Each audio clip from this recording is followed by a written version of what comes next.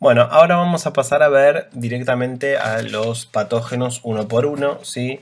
Los primeros de ellos son los nematodes. Vamos a empezar por los nematodes intestinales, Enterobius vermicularis, Ascaris lumbricoides, las uncinarias, que son Necator americanus y Ancylostoma duodenale, Strongyloides stercoralis y Trichuris trichuria. Vamos a empezar primero conociendo un poco cómo es el ciclo biológico de Enterobius vermicularis, ¿sí? Estos parásitos son llamados comúnmente los Oxyurus, ¿sí? Es un parásito cosmopolita, a diferencia de los otros nematodes que vamos a ver ahora. Y su transmisión no se relaciona así con el fecalismo, sino con el contacto interhumano, como está ahí puesto en rojo y resaltado.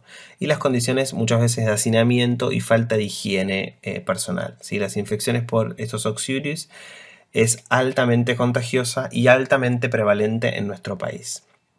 ¿Cómo es el ciclo de vida de estos parásitos? Está restringido exclusivamente al ser humano. Es decir, este parásito no es un parásito de tipo zoonótico.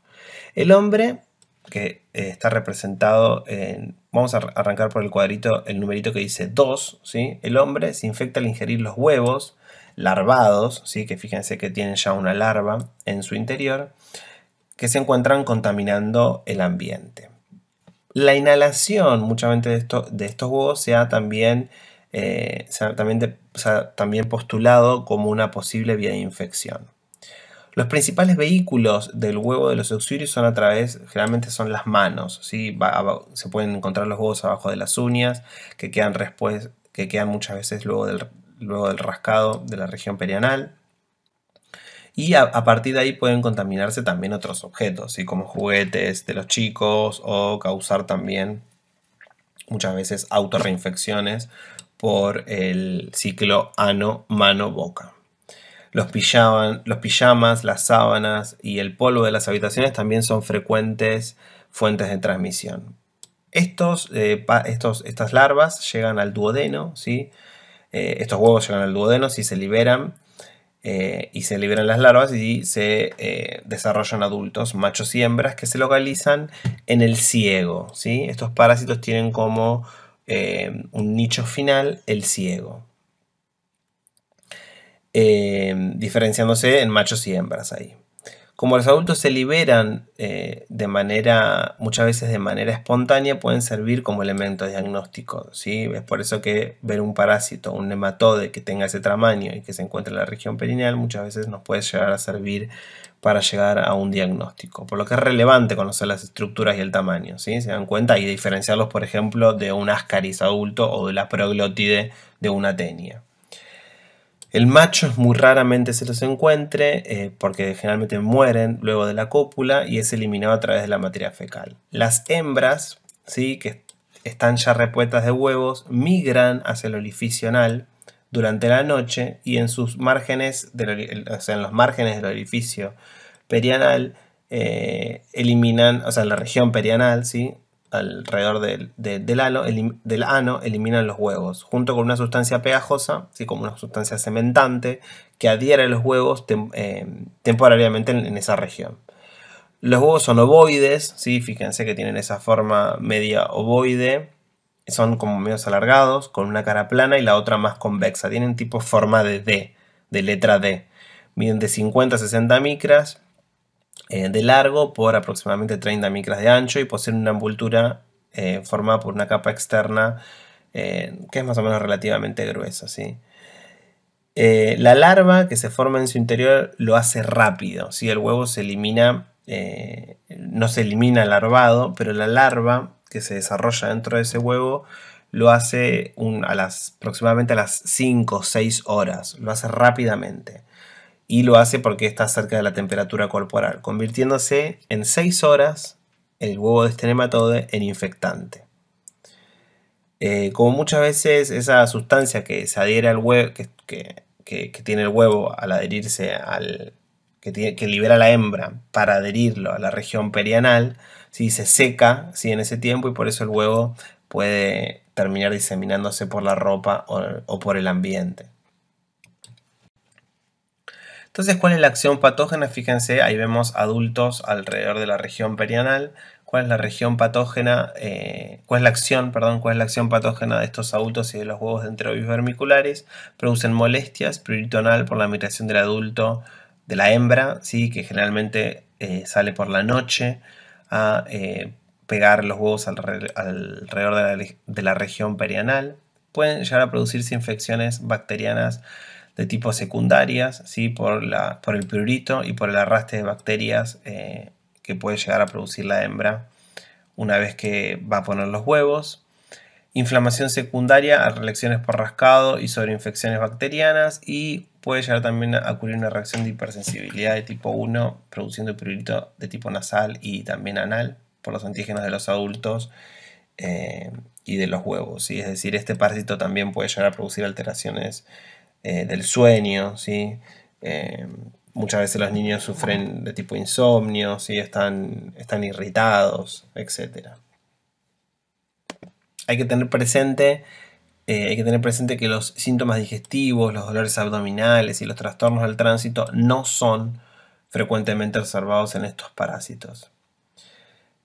Lo que sí hay que tener presente es que estos parásitos disminuyen mucho los niveles de oligoelementos, tales como cobre, zinc y magnesio, que algunas deficiencias se encuentran asociadas estrechamente al deterioro, ¿sí? Las deficiencias de estos minerales, de estos oligoelementos, al deterioro del crecimiento y del desarrollo,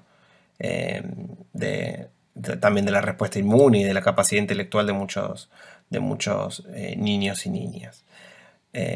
Algunas complicaciones que puede llegar a producir este parásito son apendicitis y vulvovaginitis y salpingitis. La presencia y severidad de los síntomas va a depender de la carga parasitaria, por supuesto, como en todos los nematodes, y de la migración, ¿sí? Hacia dónde migre, ¿sí? Porque, como les decía recién, puede llegar a producir una apendicitis.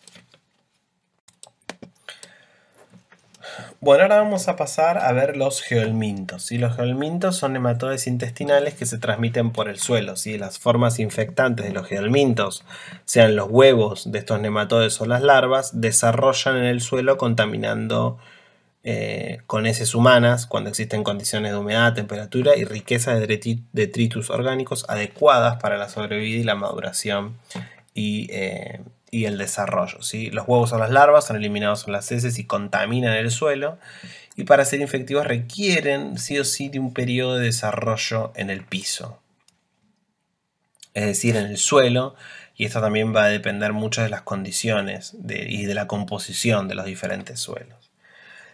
Los geolmintos son Ascaris lumbricoides. Fíjense que Ascaris lumbricoides, las hembras ponen un huevo con una mórula en su interior, es decir, que no está segmentado, ¿sí?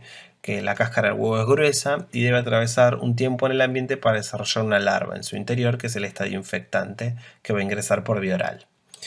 En el caso de Trichuria, el huevo tiene esa formita, vieron, en forma como de limón, y que también debe atravesar un tiempo en el ambiente para desarrollar un estadio larvario. Los otros geolmintos son las uncinarias, ¿sí? Es decir, Ancylostoma y Necator, que fíjense que también las hembras ponen un huevo que se encuentra ya blastomerizado, ¿sí? Y que un tiempo en el ambiente desarrolla un estadio larvario, que es el estadio infectivo que ingresa al hospedador a través por vía transcutánea, atravesando la piel sana.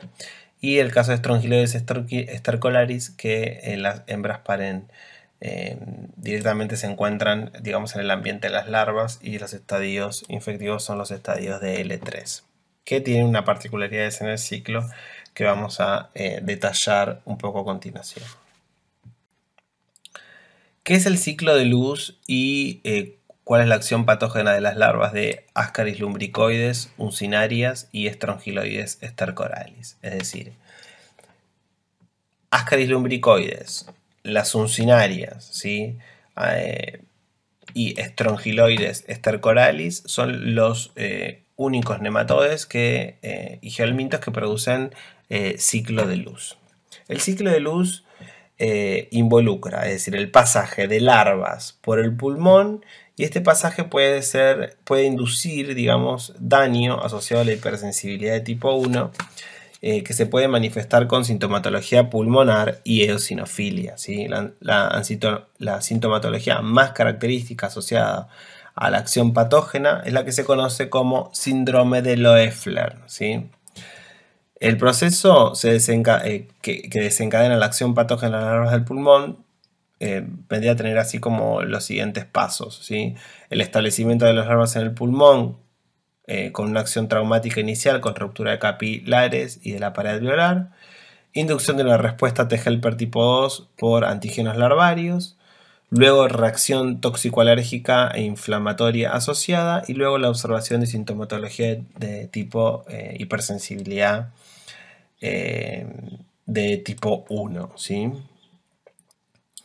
¿Cuáles son estos antígenos larvarios inductores de la respuesta T helper tipo 2? Bueno, son antígenos de excreción-secreción. Como ya les dije previamente, para el Mintos en general, que estos tipos de antígenos inducen un perfil T helper tipo 2, y los geolmintos que hacen la fase de migración larvaria extraintestinal pueden liberar esos antígenos al medio y cambiar sus antígenos de superficie en cuestión de minutos, ¿sí? A nivel de cuando van creciendo y van mudando, lo que les permite evadir así la respuesta inmune y es decir, liberando antígenos que son, como les dije también antes, como distractores. Estos antígenos inducen la respuesta T helper tipo 2, que en el pulmón induce infiltrados tisulares de tipo eosinofílicos. También, bueno, pueden ocurrir, puede haber proteasas parasitarias, algunas de las cuales son antígenos también de excreción-secreción. Bueno, y algunos más, ¿sí?, pertenecientes a la cutícula principalmente del parásito. ¿Cuál es la acción patógena inflamatoria? Es decir, la respuesta T helper de tipo 2 inducida por los antígenos larvarios se asocia a la inducción de IgE y a la inflamación pulmonar con predominio de eosinófilos, ¿sí? Esta respuesta efectora se asocia al fenómeno de hipersensibilidad de tipo 1 de tipo asmatiforme, como ven ahí. Con respecto a los mecanismos probables y conocidos de la inducción y la activación de eosinófilos, se sabe que la interleuquina 5, secretada por los linfocitos T helper tipo 2, promueve la diferenciación de precursores mieloides a eosinófilos en la médula ósea, ¿sí? Una vez en circulación, estos leucocitos eosinófilos migran desde el lecho vascular hasta los tejidos. Esta migración es dirigida por quimoquinas, ¿sí?, por quimogicinas, de la que la más conocida es la eotoxina, secretada por células T helper tipo 2, que representa una de las quimocinas más importantes. Por otra parte, la interleuquina 4 promueve mucho el aumento de la expresión de los BCAM1, ¿sí?, moléculas de adhesión de células endoteliales, que es, digamos, receptor del VALV-A4, ¿sí?, expresado en diversas células sanguíneas, incluyendo así también eosinófilos, ¿sí? Este reconocimiento promueve la interacción que en última instancia finalizaría con la extravasación de eosinófilos hacia los tejidos en los que se encuentra el parásito. Es decir, que en infección por el mintos, el daño tisular se ha asociado especialmente a las proteínas de los gránulos secretados por estos eosinófilos, que a su vez, ¿sí?, tienen un papel protector al causarle daño al parásito, ¿sí? Como en el asma alérgico, el edema y la lesión tisular también serían consecuencia de la liberación de mediadores vasodilatadores y broncoconstrictores como la histamina, los leucotrienos, etc. Estos mediadores son, por supuesto, liberados por los mastocitos y bueno, también por los eosinófilos. Acá permítanme recalcarles que el síndrome de Loeffler como entidad clínica se asocia y suele observarse en individuos infectados principalmente con Ascaris lumbricoides, si este síndrome consiste en un cuadro respiratorio agudo, con fiebre de varios días, disnea, moderada, tos espasmódica, sibilancias, ¿sí? Ruidos pulmonares, infiltrados pulmonares fugaces que simulan una neumonía típica, eosinofilia y evolución generalmente favorable. Este cuadro, además de ser causado por el mintos, puede tener etiología asociada con fármacos, agentes ambientales o etiología desconocida. ¿Sí? El síndrome de Loeffler se lo considera como una entidad clínica y anatomopatológica como eosinofilia pulmonar, ¿sí? Infiltrado pulmonar con eosinófilos de tipo no complicada. Es más común en personas el síndrome de Loeffler que se infectan por primera vez, ¿sí? O que viven en zonas no endémicas. Bueno, una vez hablado del ciclo de luz, ¿sí? La acción patógena de las larvas de Ascaris, estrongiloides y las uncinarias, vamos a hablar un poquito más en particular de uno de estos geolmintos que es Ascaris lumbricoides. Ascaris lumbricoides es un parásito cosmopolita más frecuente de zonas cálidas y húmedas. ¿Sí? Es una de las parasitosis más comunes del hombre y se calcula que aproximadamente la cuarta parte de la población mundial está infectada por Ascaris.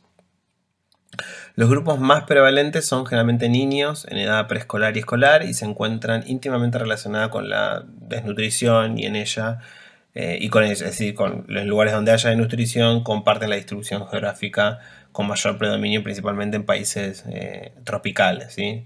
El hombre se infecta al ingerir un huevo que está presente en el suelo, ¿sí? Que está contaminando el suelo. El huevo presenta una larva en estadio de L3 en su interior, una larva infectante en su interior.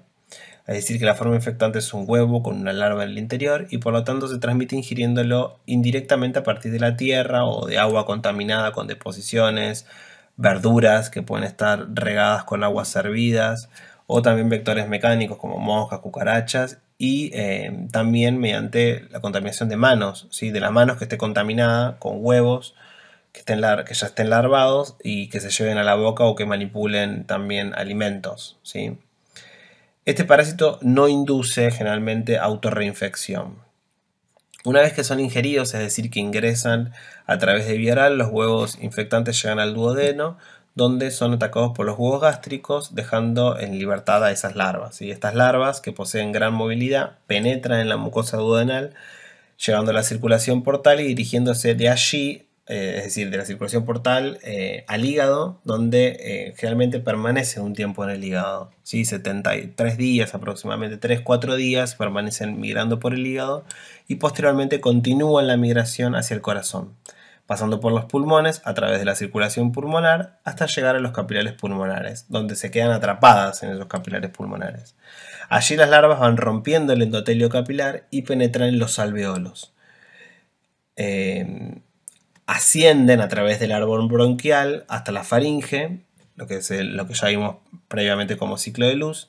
¿Sí? Y en ese lugar las larvas son deglutidas y vuelven nuevamente al duodeno, donde terminan su proceso madurativo y se convierten ya en gusanos adultos.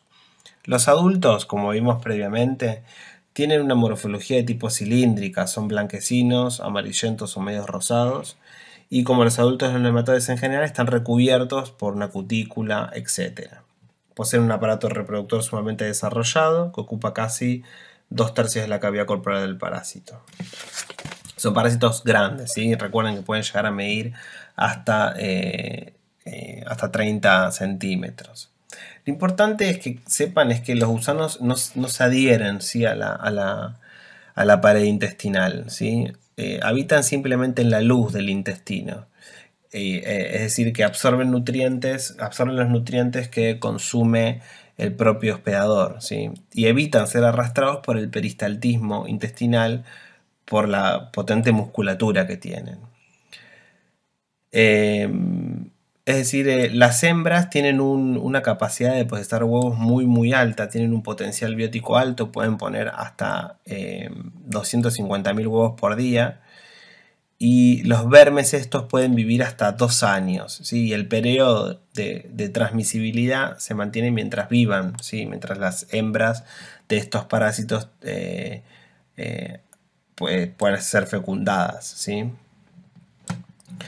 Son resistentes a bajas temperaturas, a la desecación, a los ácidos fuertes y al formol. ¿Sí? En suelos sembrados persisten hasta 7 a 12 años la viabilidad de estos huevos. Fíjense que muchas veces por el alto potencial biótico que tienen estos nematodes, algunos huevos pueden llegar a encontrarse infértiles. ¿Sí? Es decir, que esos huevos nunca van a llegar al estadio de L3 en el ambiente a desarrollarse. ¿Sí? Si las condiciones son óptimas, perdón, si las condiciones son óptimas, ese huevo que se elimina a través de la materia fecal en 2-3 semanas puede hacerse infectante. ¿Sí? Fíjense la diferencia, les remarco la diferencia que vimos previamente con el caso de Enterobius, ¿sí? Enterobius vermicularis, que tardaba solamente 6 horas en desarrollarse. El estadio infectante, en este caso, el estadio infectante tarda bastante más, ¿sí? 2 o 3 semanas. La acción patógena de los adultos de Ascaris lumbricoides es por compresión u obstrucción del intestino delgado. ¿Sí? Como ven en la imagen puede haber altas cargas parasitarias.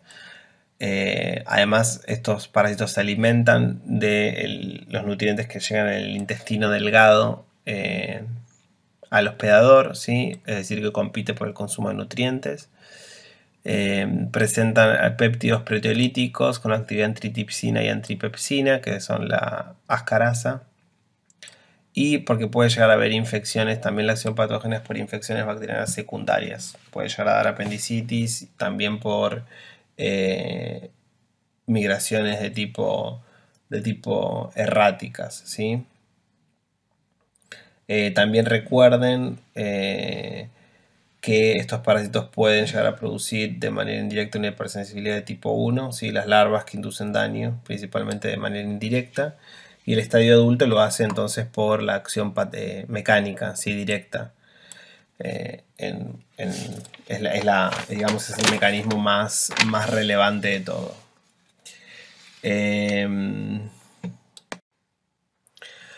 Bueno, en lo que respecta a las uncinarias, ¿sí? Es decir, Necator americanus y Ancylostoma duodenale, en nuestro país el área endémica de mayor prevalencia es la región del noroeste y en segunda instancia del noreste, ¿sí?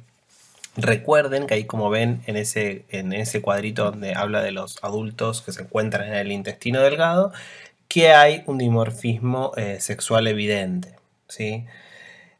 ¿Cómo es el ciclo biológico? El ciclo biológico comienza con la eliminación de los huevos en heces humanas y su deposición en el suelo, ¿sí? Recuerden que estos son geohelmintos.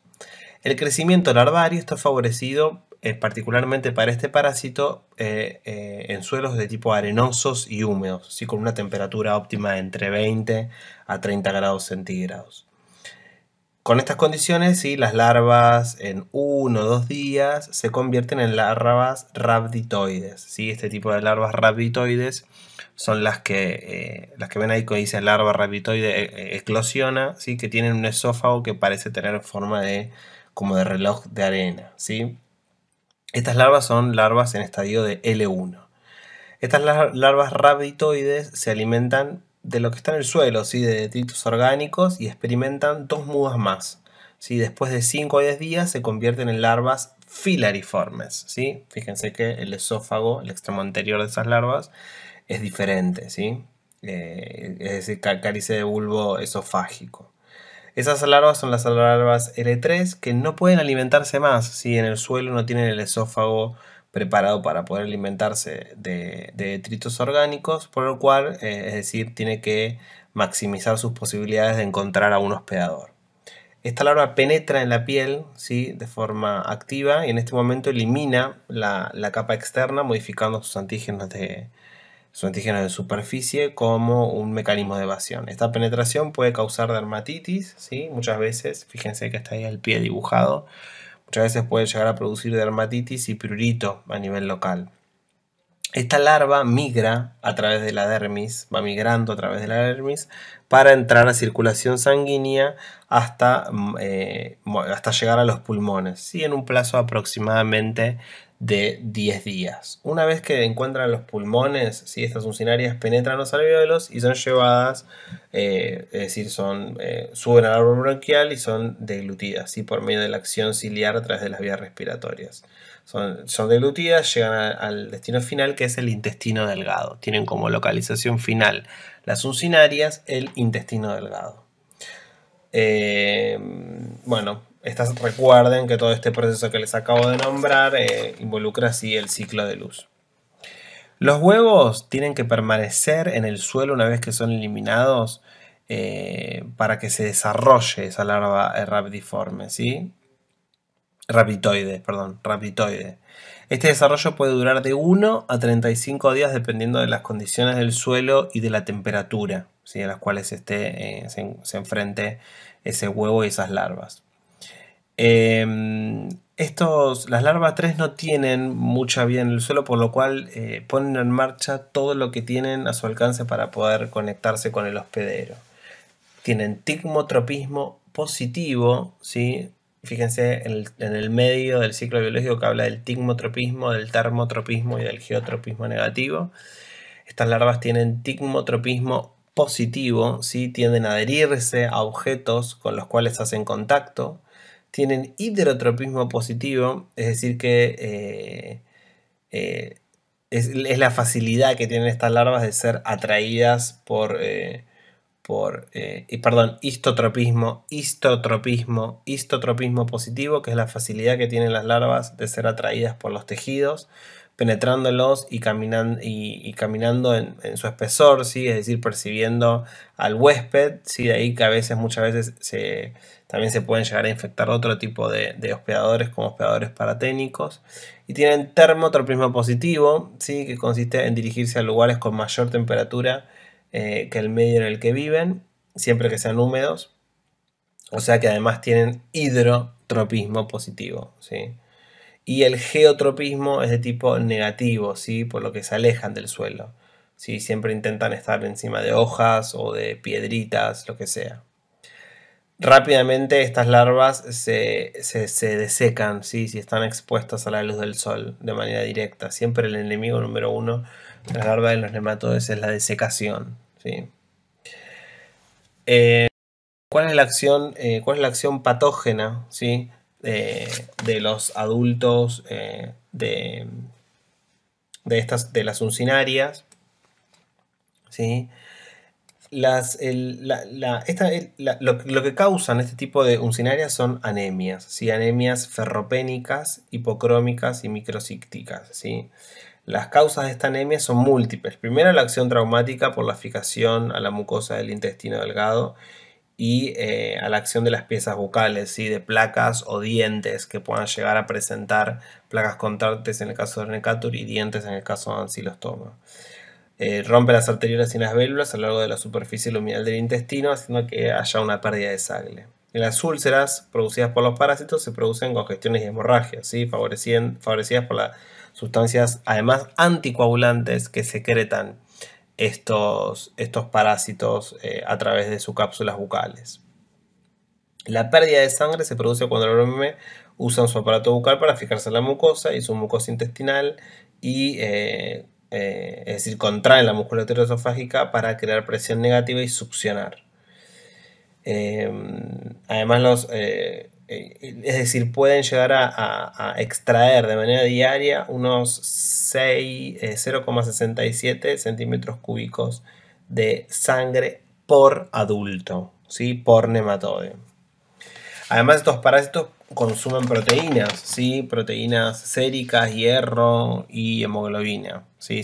Ha sido descrito que para digerir la hemoglobina producen proteasas que son tan específicas que podrían ser una de las explicaciones por la cual es tan específico de especie que haya diferentes infecciones a través de las uncinarias. También hay alteraciones en la cascada de la coagulación debido a una serie de anticoagulantes dirigidos contra distintos factores de la coagulación y también alteraciones en las agregaciones plaquetarias. El ancilostoma duodenal es mucho más patógeno, porque es mucho más grande y consume mucha más sangre.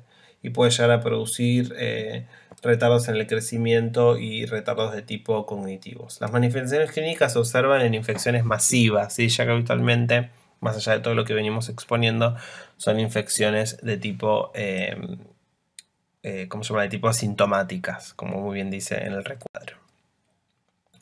Ahora vamos a pasar a otro nematode, a otro geohelminto que es Strongyloides stercoralis. Este tipo de parasitosis se da en regiones tropicales generalmente y subtropicales, pero también se dan algunos casos en las zonas en zonas templadas, ¿sí?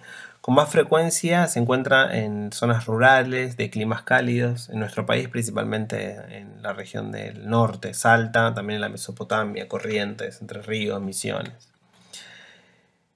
Este ciclo biológico, como podrán observar, es un poco más complejo que el de la mayoría de los nematodes.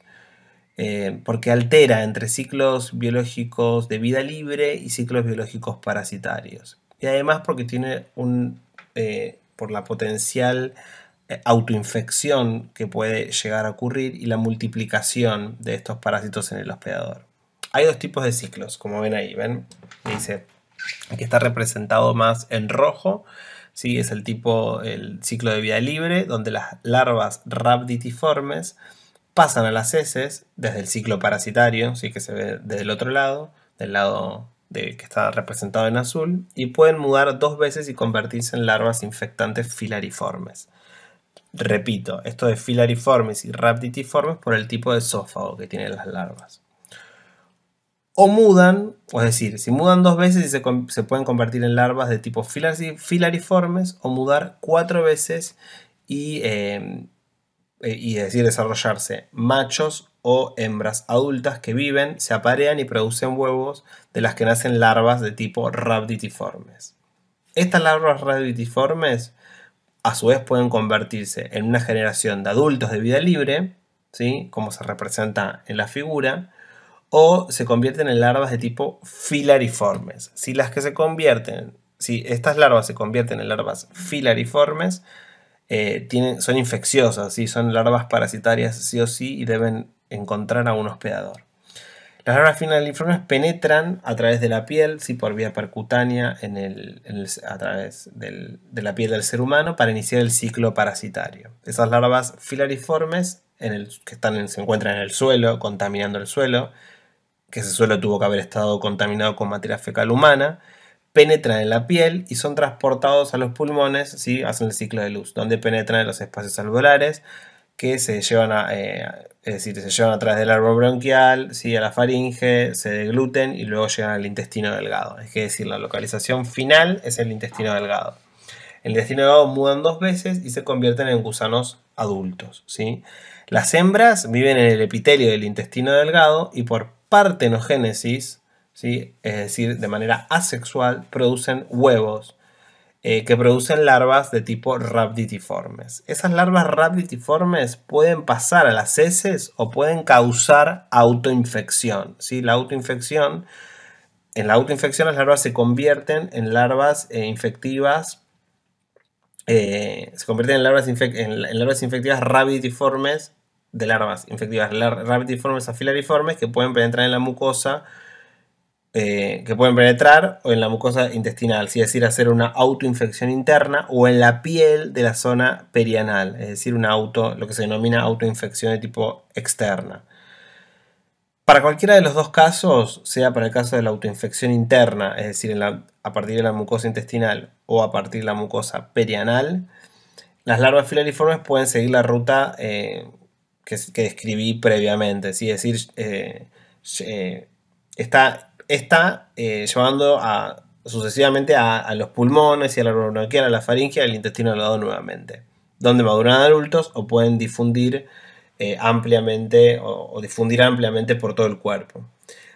¿Por qué es esto? Porque para el caso de Strongyloides la autoinfección puede explicar, ¿sí? La posibilidad de infecciones persistentes durante muchos años en personas que no han estado, ¿sí? En áreas endémicas, y de hiperinfecciones, ¿sí? En individuos que están inmunocomprometidos o inmunodeprimidos. En lo que refiere a la inmunidad de la infección con Strongyloides stercoralis, ¿sí? Eh, lo que me gustaría recalcar acá es el rol protectivo o el rol protectivo, ¿sí?, de la respuesta de helper tipo 2 frente a infecciones causadas por el mitosis intestinales. Lo más importante es la participación de los eosinófilos, ¿sí?, en sangre periférica y tejidos, y el rol de la eotoxina, ¿sí?, importante en el reclutamiento de eosinófilos a los tejidos, que se expresa de forma consecutiva en el tracto digestivo, donde regula el tráfico de los eosinófilos en estado saludable, y en caso de infección parasitaria se cree que es responsable de la defensa también, eh, de parte de la defensa del hospedador. Y la generación de IgG y de la interleuquina 5. Cuando está disminuida la respuesta T helper tipo 2, ¿sí? Y aquí citamos, es decir, varias posibles causas de la disminución de la respuesta T helper de tipo 2, ¿sí?, el consumo de corticoides, la coinfección con HTLV, el trasplante de órganos sólidos o el trasplante de médula ósea. Se produce un fenómeno de hiperinfección, ¿sí?, de hiperinfección y de diseminación, ¿sí? Los corticoides, por supuesto, tienen un efecto inmunosupresor en el hospedador, y además de todo, estimulan, ¿sí?, la fertilidad del nematode, porque los corticoides tienen la misma estructura química que la ecdisona. ¿Sí? La ecdisona es una hormona que regula la muda y la metamorfosis. Fíjense también qué interesante, también en artrópodos, en nematodes, pero también en artrópodos. Por eso que al comienzo de la presentación les decía que los artrópodos y los nematodes comparten muchas características. Esta ecdisona, en el ovario de la hembra de Strongyloides hay receptores nucleares, ¿sí?, para la ecdisona. Por lo tanto, se suman dos efectos: la inmunosupresión del hospedador o del hospedero, más la estimulación de la replicación del nematode.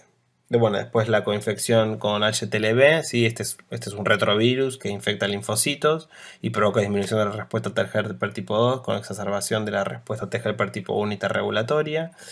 Y en cuanto a los trasplantes de órganos sólidos, hace hincapié, sobre todo, digamos, hay que hacer hincapié en la inmunosupresión asociada al tratamiento, ¿sí?, con corticoides. Trasplante de médula ósea, también asociado al tratamiento inmunosupresor. Y bueno, eso es todo con respecto a eso.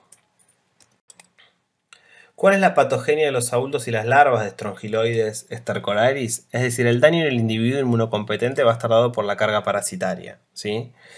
Generalmente las infecciones pueden ser asintomáticas, y si la carga parasitaria es alta, los individuos infectados pueden presentar algunos síntomas digestivos o respiratorios. Puede haber una enteritis catarral, ¿sí?, una enteritis edematosa y una enteritis ulcerativa. También pueden llegar a producirse granulomas inflamatorios en el sitio de entrada y por las migraciones larvarias.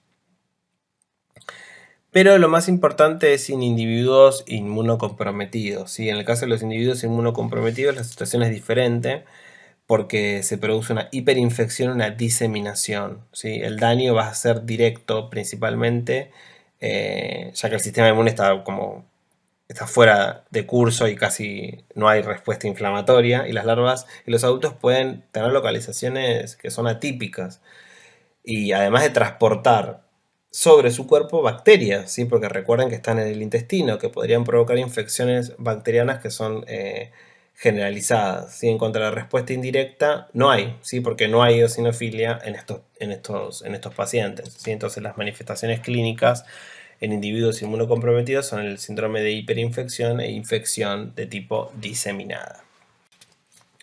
El otro parásito del cual tenemos que hablar es de Trichuris, ¿sí? Trichuris es un parásito también cosmopolita. El humano se infecta con este parásito al ingerir tierras. Recuerden que es un geohelminto que presente huevos larvados. Fíjense el recuadrito que tiene el número de 4. ¿Sí? Es decir, que la vía de ingreso es por vía oral a través de suelos contaminados con estos huevos larvados.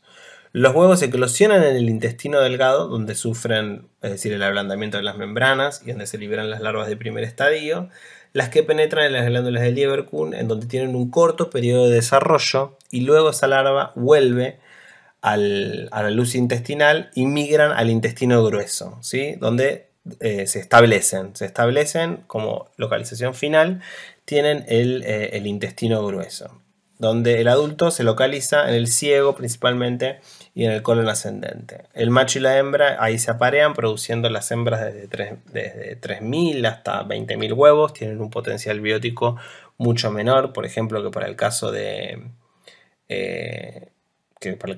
los ascaris, pero una cifra bastante similar a lo que ocurre con las uncinarias. Y estos huevos se desarrollan a huevos larvados en suelos, ¿sí? En condiciones de temperatura favorables, ¿sí? Tienen que tener de 14 a 30 grados centígrados. Y luego son ingeridos por el ser humano a través del suelo contaminado con materia fecal humana. Y hace todo su ciclo biológico. Recuerden que Trichuris, a diferencia de los que veníamos viendo, hace todo su ciclo biológico en el tubo digestivo, ¿sí? No hace ciclo de luz. ¿Cuál es la acción patógena de estos adultos? ¿Sí? Tiene una acción que es de tipo traumática, ¿sí? Se caracterizan por enterrarse a través de sus extremos anteriores o cabezas, que tienen una lanceta en la mucosa del intestino grueso, provocando la lesión, ¿sí? Este proceso invasivo puede estimular los plexos intramurales del sistema nervioso entérico y ocasionar además también pérdida de sangre. También la hiperestimulación de los plexos mientéricos se asocia a la producción de diarrea de tipo motora o del hiperperistaltismo, que ocasionalmente son en casos leves. ¿Sí? La diarrea es de tipo disentérica, porque presenta moco, pus y sangre roja asociada a la lesión producida por el extremo principalmente anterior del gusano. Son hematófagos, ¿sí? Son gusanos que son hematófagos, es decir, que la acción es poliatriz. Estos gusanos pueden consumir unos poquitos mililitros de sangre por día, y la anemia que produce es de tipo ferropénica, muy parecida a la de las uncinarias, ¿sí?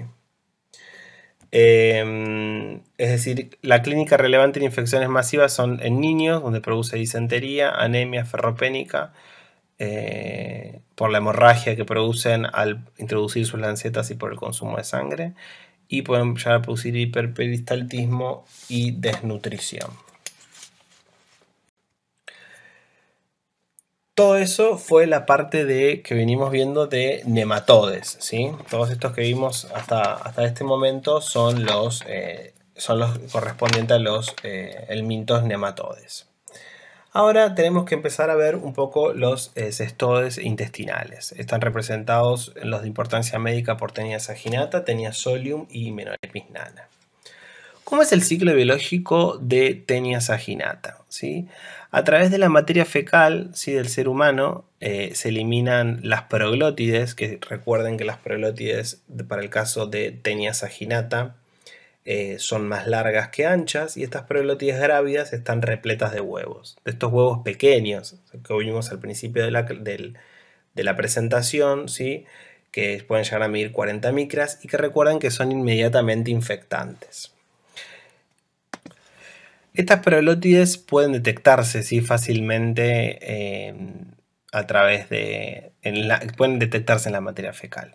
Pero generalmente cuando son eliminadas al ambiente, ¿sí?, estas proglótides se desarman y se eliminan los huevos, que son inmediatamente infectantes para los hospedadores intermediarios, que para el caso de Taenia saginata son los bovinos, ¿sí? En los bovinos, este huevo desarrolla al estadio infectante larvario denominado cisticerco, ¿sí?, que vimos al principio de la clase también, y el contagio al ser humano se da por carnivorismo, ¿sí?, por el consumo de carne de bovino cruda o mal cocida, ya que los cisticercos se desarrollan en la musculatura del bovino. Una vez que ese cisticerco es ingerido por vía oral por el hospedador definitivo, que somos los seres humanos, en el intestino delgado se desarrolla el estadio adulto de la Taenia saginata, que tiene las características que vimos al comienzo de la clase. Ahora, ¿cómo es el ciclo biológico para la especie Taenia solium? ¿Sí? Es bastante similar, pero tiene algunas características que son importantes remarcar. Las proglótides también grávidas son eliminadas a través de la materia fecal, Pero los huevos que se encuentran en su interior deben ser ingeridos por los hospedadores intermediarios, que en este caso son los cerdos. Para el caso de Taenia solium son los cerdos. Que en la musculatura del cerdo se pueden desarrollar los cisticercos, ¿sí? No solamente en la musculatura, sino que pueden desarrollarse en otros tejidos de los porcinos, pero que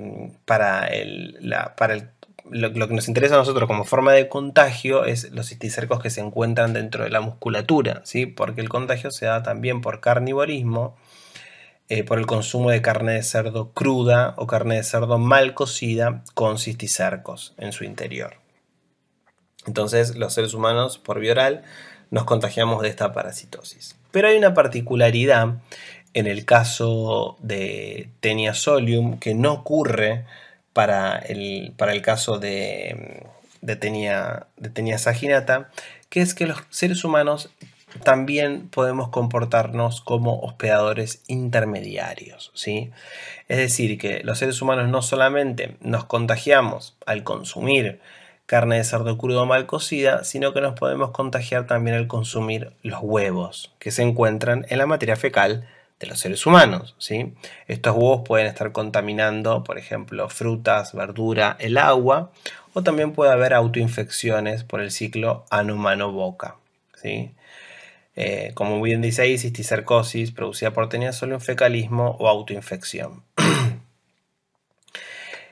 ¿Cuál es el riesgo y cuál es la diferenciación? Es que la cisticercosis que se produce en los seres humanos, los cisticercos pueden desarrollarse principalmente en el sistema nervioso central, produciendo una patología que se denomina neurocisticercosis, que es mucho más grave que una simple teniasis en el intestino delgado.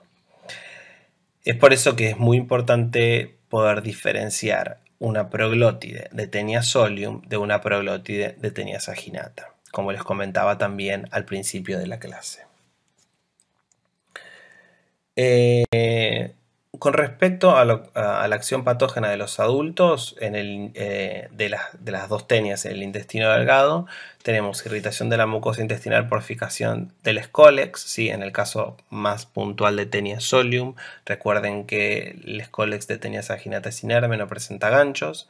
Sustracción de nutrientes del quimo intestinal, recuerden que estos parásitos se alimentan, ¿sí? De manera expoliatriz a través de lo que nosotros consumimos, lo que nos llega a nosotros, a los seres humanos, al intestino delgado. Lo hacen posiblemente a través del tegumento. Fenómenos alérgicos por productos de catabolismo parasitario y prurito anal, ¿sí? Los antígenos que se encuentran en la superficie de las proglótides pueden llegar a producir una reacción que lleva a cabo o que dé como consecuencia prurito anal. Las infecciones, recuerden, suelen ser únicas, las suele denominar lombrices solitarias y generalmente son asintomáticas o con sintomatología inespecífica leve. Puede presentar alteraciones del apetito, puede haber algo de dolor abdominal, prurito o irritabilidad, pero generalmente los casos son las sintomatologías de tipo asintomática. El otro es todo que tienen que ustedes saber intestinales y menolepis, ¿sí? El ciclo biológico, cómo es el ciclo biológico y menolepis nana. Acá es importante y les quiero recalcar que la transmisión por ingesta de artrópodos, ¿sí? Que es el ciclo biológico que se denomina de tipo indirecto relacionado con Hymenolipis nana, es prácticamente irrelevante, ¿sí? El hombre y los roedores son los hospedadores definitivos. Sin embargo, algunos autores plantean que la especie de Hymenolipis nana que infecta a los humanos y a los roedores son especies crípticas, es decir, que son morfológicamente iguales pero genéticamente diferentes. Ellos plantean esto a partir de la variabilidad encontrada en algunos genes que secuencian en el parásito y plantean que esto apoya la importancia epidemiológica del ciclo de transmisión humano-humano. Es decir que en algunos casos la hiperinfección puede darse por los huevos, ¿sí? Los huevos que directamente eclosionan en el intestino antes de ser expulsados. Recuerden acá que si la oncófera eclosiona y el cisticercoide, que es el estadio larvario, se desarrolla directamente dentro de las vellosidades intestinales. La autoinfección puede ocurrir si los huevos permanecen en el intestino. Las proglótides, ¿sí? Estas de Hymenolépis, que fíjense que son más anchas que largas, generalmente se rompen dentro del intestino y esos huevos se liberan. Es por eso que ocurren autoinfecciones. ¿Dónde se encuentran los adultos? Se encuentran en el intestino delgado, principalmente en el ilio. ¿Cuál es la acción patógena de las oncóferas, ¿sí? De las larvas y de los adultos de Hymenolépis? Fíjense, ese gráfico muestra, bueno, primero, penetración de la oncófera en el epitelio intestinal, ruptura de la membrana intestinal. Como ven en la imagen, el desarrollo de larvas, ¿sí? En las vellosidades. Esto produce inflamación y puede producir destrucción, aplanamiento y eosinofilia a nivel tisular, ¿sí?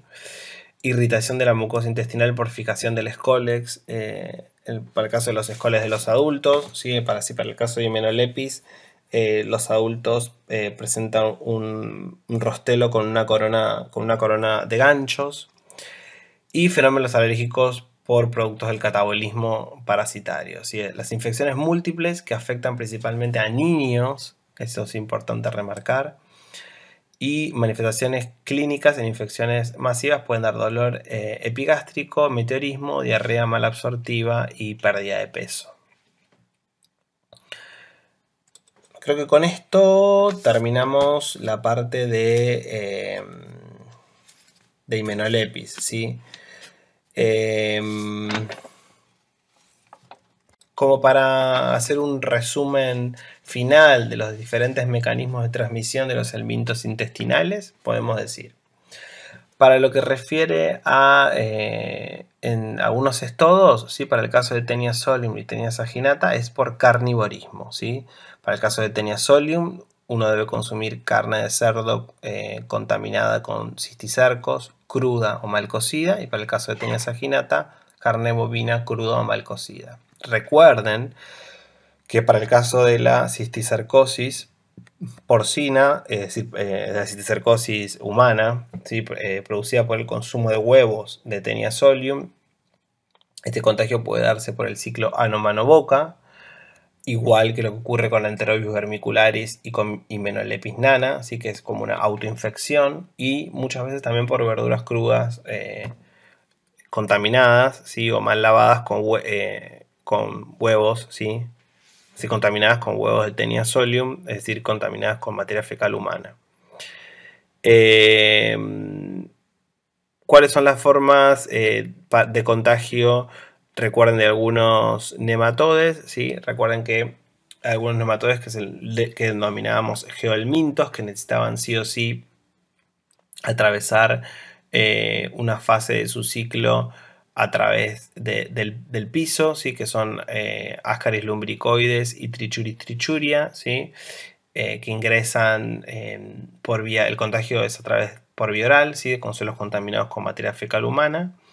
Y luego las uncinarias y Strongyloides stercoraris, que ingresan por la forma de ingreso es por vía transcutánea, por vía percutánea. Como conclusiones, el desarrollo de la respuesta con perfil T helper tipo 2 colabora con la eliminación intestinal de parásitos, pero causa enteritis como efecto nocivo para el hospedero. Los huevos pueden ser eliminados con capacidad infectiva en los casos de los cestodes, y en las heces del hospedero requerir un periodo de maduración en el medio ambiente, ¿sí? Como se ve para el caso de los nematodes, los geohelmintos, principalmente transmitidos por el suelo. El desarrollo y la severidad del daño se correlaciona con la carga parasitaria, ¿sí? Esto se ve claramente para el caso, por ejemplo, de Ascaris lumbricoides. Y la mayoría de estas infecciones pueden ser diagnosticadas por el reconocimiento de estructuras parasitarias macro o microscópicas. Es decir, no hace falta que se hagan estudios demasiado complejos, sino que conociendo la morfología tanto de los adultos como de los huevos o de las formas de los estadios larvarios, uno podría llegar a hacer un diagnóstico bastante preciso de la parasitosis. Bueno, acá finaliza este seminario. Espero que les haya sido les haya sido entretenido y que hayan podido comprender los conceptos más importantes. Les mando un saludo y hasta luego.